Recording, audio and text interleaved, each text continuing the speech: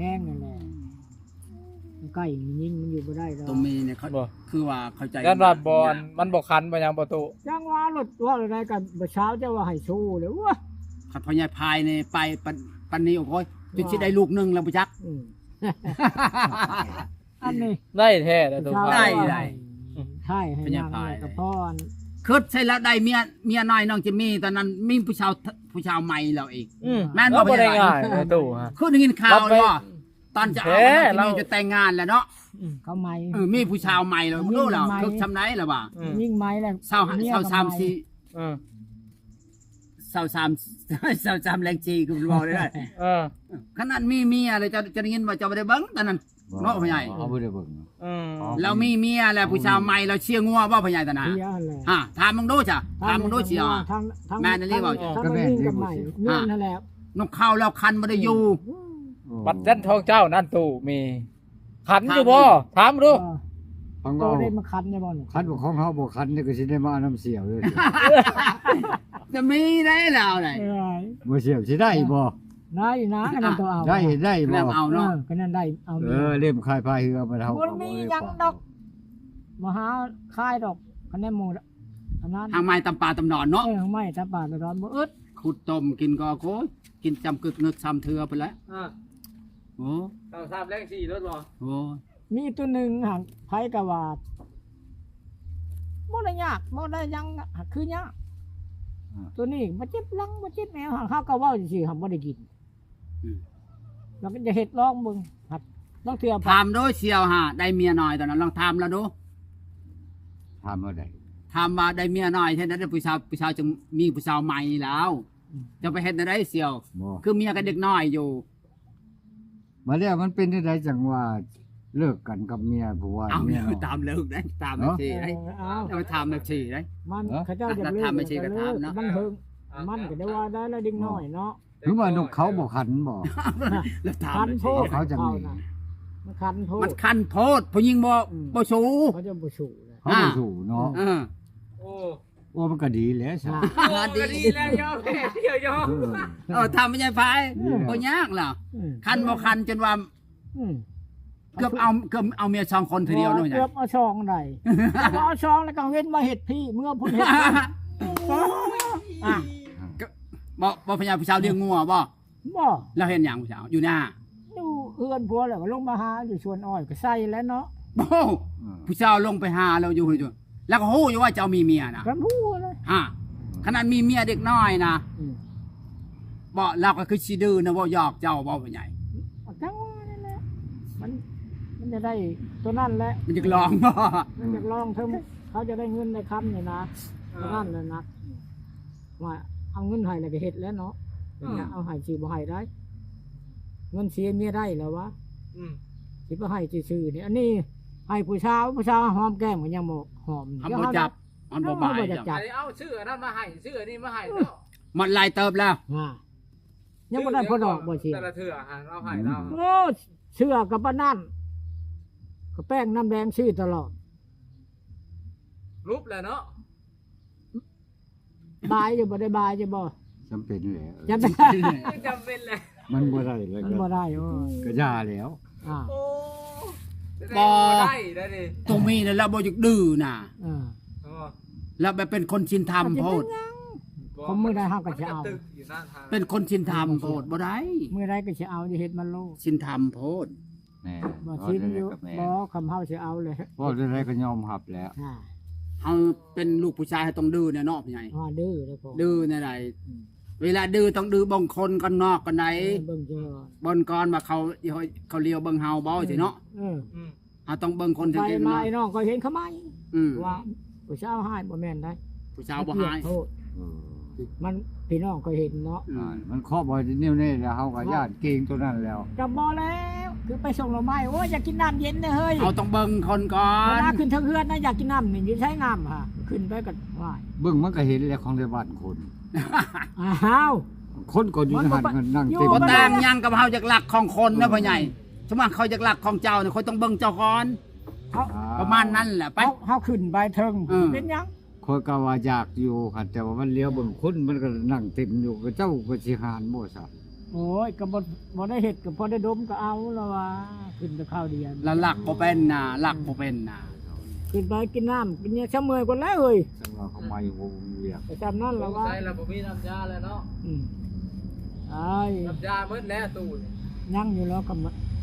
ที่ได้เอาไงเอาก่อนเลยหมอเนี่ยได้ ฮะ ยันได้ออยเอาก่อนอยู่คันได้เมียยันได้ออยอยู่ คือ ก่อ ยั น นได้ เนาะ ออยเนาะใช่ป่ะมัน ไม่ได้ มันติดยากคือรถเนี่ยเนาะ จัง ตั ว่า ดบ่ได้ ยัน เลย นำบ้านออยญาติ ให้ผู้หญิงบ่ได้ออยจังได๋บ่ กับ สมปีเลยมันยิ่งเลยสิโดมกอดเพื่อขึ้นนั่นเสียวันยันออยอยู่เพิ่น บ่คันเอาเลยก็ไปขอของดีนำพ่อใหญ่พายก็ได้ มาเลยแหละ เรามีอยู่ฉันไปเอาน้ำเชียวก่อนก็ได้เราก็มีอยู่ อืม ยังไม่ได้ไปเลย ยั ว่าง มีอยู่เนาะ อ่า บ่ได้บ่ได้ไปเสีย ไม่ได้ไปเลยว่าจะเป็นกันบางงานตะกี้ดีมึงเนาะผมก็ได้ไปเนาะแม่ความตัวแหละ เป็นไม่ได้เอาเมียก็สิมานี่แหละสิตามน้ำเชี่ยวนี่แหละ มาลง เชียวนี่ปะบ่ได้เนาะ ก็แนวนั้นแหละ เอานะพ่อใหญ่อันนี้มันจะเข้าพรรษาแล้วได้ ก็ยังว่าคือเขาเว้าเลยมันก็ยังบ่นค่ามันก็ค่าอยู่ ใกล้แล้วนี่เบิดเดือนนี่ เดือนสิมาพวกเขาดอก มันของขั้นหน้า มัน ค่า คุณ ขั้น นาเนาะ แท้อยู่ ตัดสองหอนเนาะ มันด้วยมันจะได้แต่จิตใจเขามันก็บ่ได้อยู่ดำลูก แม่นอยู่ เขาก็ยังเว้าหลายเถื่อหลายทีได้ กินตามเลยเว้า อันนั้นแหละอย่างว่า คำว่าลูกบ่พร้อม จังว่า ยากนั่นนึงก็เว้าแหละเนาะ เขาเลยบ่มีความเว้าแล้ว ตัดสินใจเองนี่เว่าบ่ได้เลย คันว่าไปทางใหม่เถอะเขาเว่าไปทำได้ ว่าไปทางไหนทางไหน เจ้าแหละเอาเด้เจ้าแหละ อันเรื่อง เรื่อง เอา คือ ลูกเอาเมียนี่ตัดสินใจเอง คือเราเว้าแล้วก็ว่าจะเว้าอยากให้เจ้าเว้าพื้นนั่นตักน้ำทำบุญมึงอยู่ โอ้ย มันถูกบ่เขาก็สิ ตั พัก ได้ มึง บุญนี่บุญนี่ คอยก็บ่แม่นว่านักปราชญ์ บุญ อาจารย์ ยามใดก็ยามใดก็ยามนั้น บ่ บุญน่ะคะแนนได้เมียเชียวก่อนนะ คอยมันก็บ่แม่นนักปราชญ์อาจารย์อาจารย์ว่าคอยสิพังเบิ่งมันถูกบ่หรือบ่ถูกก็คอยสิพังเบิ่ง ถือไปฮะ คอยก็บ่แม่นว่าเป็นนักปราชญ์อาจารย์บ่ ให้เจ้าเว้าเบิ่งอันตักน้ำทำบุญแบบไหนเฮ็ดว่าเดียวใดมันสิได้ เมื่อเช้าเนี่ยมันจะได้ผู้ เฮ็ดเดียวใดมันสิได้ อ่ะ อยากเอาเบื้องอันนี้มาใส่แล้วจังสิได้บุญ แล้วให้เจ้าเว้าเบิ่งเว้าออกมาใส่ทิปนี่เขาสิเอาไป เสร็จเทป ออก ก็สิพังได้สิได้นะ ได้ ว่าเลิก ได้เมีย เจ้ากับคอยนี่เจ้าหูจักบุญจักฉิน อ่ะก็มูจักก็ได้บุญเนาะ อันนั้นแหละเจ้าว่าจังให้เจ้าเว้านั่นคอยสิพังเบิ่ง จะได้บุญ คอยจะพังเบิ่งหางเสียงของเจ้า อยากได้ยังก็ไปซื้อบ่ อยากได้ยังก็ไป แล้ว ซื้อ ก็คันเจ้าเว้าแม่นแล้วคอยก็สิอนุรักษ์ไว้ เอาพังเสียเว้า คอยก็ อ สิ ยากได้ยังก็ไปซื้อถือเอาเงินไปแลกเปลี่ยนเพิ่นว่า ฮะคันบ่มีเงินนี่มันบ่ได้กินแม่นบ่ บ่ ฮะคือกันกับนาแม่นบ่เจ้าเฮ็ดนา อ่า เจ้าอยากแล้วว่าเจ้าจัง อยาก เฮ็ด เพียนบุญก็สร้างกูชนว่าเจโตก็เฮ็ดเอาแล้วจังได๋ อืม หน้ากันแล้วก็บ่เฮ็ดสิได้กิน ฮะ ผู้ชายจะได้ก็จีบกัน อยากได้ผู้สาวก็บ่จีบบ่ลมมามันบ่ได้ ประคบไปเดียวเนาะ อันนี้มันก็บ่เป็นลมบ่เป็นสิเว้าแล้ว ไปเฮ็ดว่าไดมันจังได้บุญ ที่จะได้ยังบุญจะได้เมียบ่ละว่าดีกว่า เออ บ่ได้บุญน้ำลังดอก คือซ้ำได้ คันได้เมียกับบ่มีเงินบ่มีข้าวเขาสิอยู่นำเฮาได้บ่ เพราะว่าน่าจะฆ่าแล้วตัว แน่ เนาะ เอามาเว้าเบิ่งกับข่อยเอา มันก็ ว่า บ่ เบิ่ง ได้จักอันแล้วเว้าได้ซั่นแม่นบ่ คนห้ามบ่เกี่ยวกับหังกับมีบ่เกี่ยวกับรวยครับมักกัน เขาข่อยสิพังเบิ่งความเว้าของเจ้านี่ข่อยก็บ่เคยเป็นพนักงานดอกข่อยหาสิเอาเบิ่งกับเจ้านี่มาเว้าเบิ่งกับเสี่ยวนี่ บ่เว้าแล้ว เจ้าเว้าไปก่อนข่อยสิย้อนน้ำหลังข่อยสิแก้เบิ่งเจ้าสิเว้าไปฮูบ แต่ ได้ ว่าได้กิน เว้าแบบคือเจ้าเว้าว่าอยากตักน้ำทำบุญบ่ได้บุญมาจังซี่จังซั่นนั่งอยู่ก็มีบุญมีพุนมาเฮ็ดเรือนเฮ็ดชาติให้เจ้า มันบ่มีดอก ฮะ สำเฮา คันบ่เฮ็ดไปแล้ว คันบ่เฮ็ดแล้วมันบ่ได้ บ่ได้สำเฮาน่ะ จักบ่ สำเฮาน่ะบุญบ่มีแล้ว เพราะน้อยๆแล้วเข้าใจได้หลายโลด ถ้ามันได้แล้วเฮาแห้งกว่านี่ก็ยังบ่มีผู้ช่วยบุญเฮาบ่มี อ่า คำว่า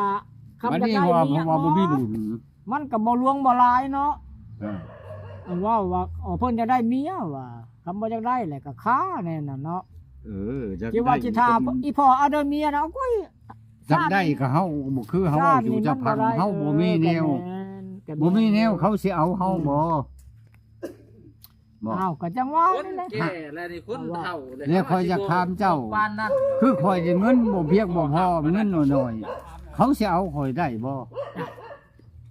กายังเว้าแล้วบ่ได้ฮิตได้ของเขาก็บ่เอาคือกัน ฮะ กันตัวไปสู่ ก็เนี่ย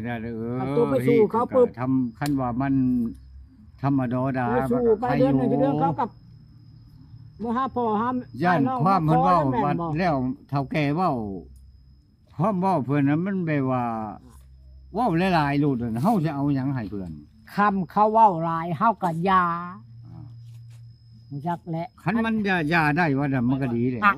ยาและหมู่ เออ สิมาตัวมาต้มเฮา คันว่ามันห้างคันห้างแล้วเขาเพิ่นมีรายอยากกิน หา น้ำเฮาได้ ยังคอย เขา เว้า ไหมได้ คอยเว้ากับเจ้าแหละ เอา เจ้า มันบ่ จะว่า มันบ่ ตก มี ลงกัน อืม ตกลงสำนั้น เขา จะนี่ บั แล้ว ดนี้ ก็จะมา เขา ขอ เอาระวังอัน เห็นบ่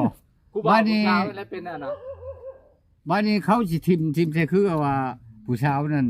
เว้าเป็นมาเรียกรุดซำนี้ซำนั้นคันว่าเจ้ารุดได้เจ้ามาหาข่อยไปสังเจ้าเว้าเอาเองใช่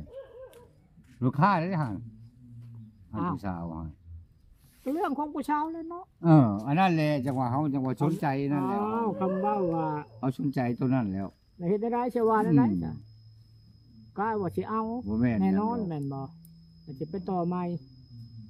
หรือจะ อะไร ได้ยินใหม่ มีเวลาแล้วก็จังว่ากันเคลียร์เบิ่งมันขัด เอ้า มั กับ น ไปก็ได้ยินมื้อน่ะเนาะ เฮาก็สิเคลียร์เบิ่งกับลูกเฮาซะก่อน เฮายังบ่ทันลั่น ก็ซ้ำนี่แหละ เฮาบ่ได้ลั่นคือกะทิยังบ่ทันได้ลั่นดอก มีแต่ว่าอันเอ้าย ายนี่ พอเปิดขึ้นก็ไปก็ได้ยิน อยากได้เลย บ้านนี้คำข่อยมาน่ะจะว่าไม่น่ะก็นี่ข่อยเช็ดไม้หัวเจ้าบ่แหละไม้หัวเจ้าคืนบ่ อ่า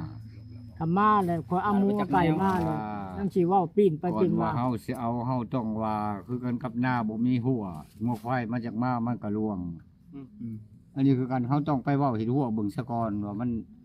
มันสิคือความจะเว้าบ่หั่นนะ เอ้ายัง ค ว่าน ฮะ เว้าในใดกันเราเว้าแต่แน่น่ะเฮ็ดในใดจะให้หรือให้เราเอาให้เอาน้องมาบ่นับ ที่ ใน คร นั้ บ น สอง บ่ ประการมันก็ซ้ำเจ้าเว้าบ่ เออ ก็ทำนี้แล้วเราเว้าล่ะ แค่ผู้สาวนี่แหละกับผู้สาวเว้านั่นก็ถือว่าเอาก็เอาตอนนั้นแหละเป็นหลัก เจ้าทำอ้ายทำน้องเจ้าโลดว่าสิ เขาเจ้ายังเว้า ทำ เปลี่ยน คำว่า ไป ไป ได้ไหม ไม่ นะ ทำ คอย ไม บอ แล้ว ก พอ อันนั้นได้สิคอยยา บ่ดีกว่าสิไม้หัวเจ้าบ่ได้ว่าสิหมูไก่เขาก็ชื่อแล้วเว้าบ่ละวะเนาะกระซำนั่นคำว่าเฮาตกลงในเสี่ยว เออ คำว่าเฮาเนี่ยเอาละซำนั่นเนาะจะเว้าใหม่ถามมึงลูกมึงเต้าว่าเอ้าซำนั่นแหละเอาได้เฮาจะเน้นมันเข้าได้บานเนี่ย เออ เจ้าไปเอาอ้ายเอาน้องจะมาเว้าเนาะคำคอยเอาหมูไก่มาเนี่ยเว้า9 ล้าน10 ล้านนี่ข่อยไม้หัวเจ้าได้ แล้วมันเอาตอนนั้น ไปเขาเลย มันก็คล้ายคันแบบนั้น อ้อย เอาเขาบ่เห็นนั่นบ่ได้ได้ บ่ได้ ต้องบีบบังคับแล้วเอ้ย มีบังคับ เอาต้องแข่งกว่าเขา แข็งกว่าเขาได้มัน บ่ต้องอ่อนได้จะมันแทงเขา มีแต่ว่า คนอ่อนแล้วบ่ได้ นี่บ่เชียวการตั้งโตะนี่ซ้ำแน่นี่ตกลงเอาได้ พร้อมเนี่ยพร้อมเฮาจะสิสั่งกันอ้ายมาหรือบ่อ้ายข้าเจ้าเบิดเอาโลดอ้ายน้องเจ้าผู้ชุดขาดพอจังสิฮุบมาขอแม่ละว่ะแต่เฮาบ่ชื่อคือผิดไปเว้าขามันคำ เจ้า กระซ้ำนี่คนเอาได้เนาะซ้ำเว่ากันมื้อน่ะ เออ ก็สิหากว่าหันบ่มีแล้วมีแต่ว่าคอนเป็นดีดเป็นคลองแล้วโอ้ยตกกะเที่ยวไปเที่ยวมาก็ได้บาดนี้ อาทิตย์หนึงมาหยัดเทีนึงก็ได้ อาทิตย์หนึ่งช่องอาทิตย์ก็ได้ อีก3ดอกอันนั้นน่ะคันว่าเฮาได้เอา ไม่ได้ เป็น คื ลู อ กเป็นเมียแล้ว เมื่อได้กับเขาขึ้นแท่น เอา ขึ้น บ่ มาแล้ว บ้านเฮา ด้านแต่นกเขาเนี่ยเฮานั่นหลายกว่านะ ก็บอก เย อยู่ อะ มัน นั่นล่ะได้ ลูกเขาบ่ขึ้นก็ไปหาตู้พายบอกว่า นี่แต่ว่าเมื่อได้ขึ้นฮอดอะไรก็มาเฮาคอไว้แล้วมันดีแล้วเตรียมมาเฮ็ดตลอด วนแล้วก็ลุมแล้วก็สมพังเอาเฮ็ดไปแล้วจะกินยามใดกินบ่ เฮาเฮ็ดว่าเด้ผักบ่แรงหัวสุกก็ได้ฟ้านบูดให้มันสิบ่แซ่บอาทิตย์1 2อาทิตย์มาจอบนะว่า กินแล้วก็คันไม้อีกเนาะ กินมันจังอันนั่นมานอนขึ้นคักมาย้อยใส่เฮาคอเลยเด้ในนั่นใน เฮาก็อยากว่าพังมัดพังไพ่บึงซะก่อนแบบว่าขาดองทรงประการของเราฮีดคอง แล้วเว้าไม่ เรา ได้แบ มั บ น นั้น คือเราเว้าบ่บัดเฒ่าแก่เอ้ยน้องไอ้น้องเรามาแล้วเขาเว้าแบบใหม่ไปนั่นก็ถือว่า มันก็อายคนที่ซื้อแล้วเฮา บ่ได้อายแล้วมันได้ยำหัวไม่ยิ่งเขาแหละ อ้าวก็ได้ว่าเจ้าทับไม้ทำน้องน่ะเจ้าจังเว้าก็เว้าบ่แล้วว่าเฮาปากเฮาก็มีมันคอยเอาได้ซ้ำเนี่ยมันคอยเอาได้ บ่ ซ้ำ เขาว่าให้ตุมีเนี่ยตกลงเลย เออ ให้ตุมีน่ะตกลงว่าคอยนี่สิเอาให้เจ้าทำผู้ใหญ่ผู้แก่ทางเจ้า เออ